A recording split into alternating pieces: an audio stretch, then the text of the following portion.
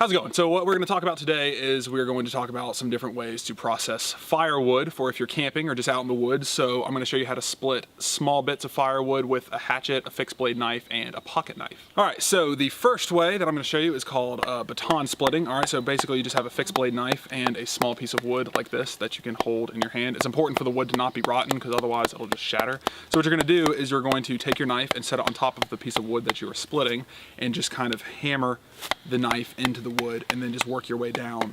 So the knife will be sticking through the wood after it's in it a little bit, and you're just going to tap on the end of the knife and work its way down the log. So it's important, you cannot be splitting a piece of wood that is obviously wider than your knife is long, because otherwise the tip of the knife will not be exposed and there won't be anything for you to hammer down on once the knife is embedded into the wood.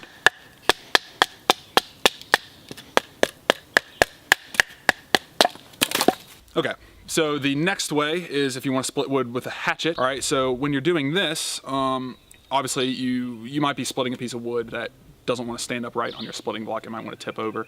So you need some way to hold it up. Obviously you don't want to hold the log with your hand while you're swinging an axe or a hatchet at it, because you might miss and hit your hand, or you might go through the wood and hit your hand. So what you can do is you can use what's called a cheater stick and balance a piece of wood with the cheater stick, and then get your hatchet into the wood. And then from there, you don't have to do multiple hits like you would with a splitting wedge. You just pick up the hatchet with the log still on it and just kind of hammer down on the log and push the hatchet all the way through until the wood is split.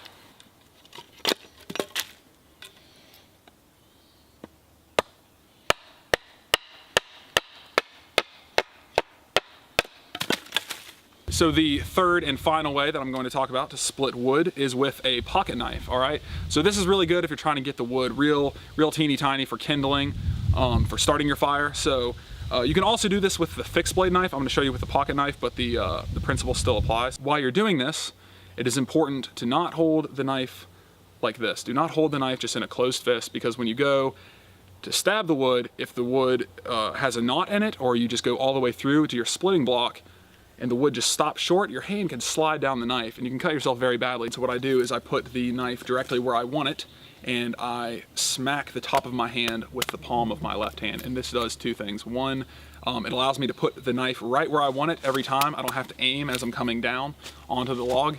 So it allows me to put the knife right where I want, and also it gives me a little bit more power, and it ensures that my hand is not going to slide down the knife.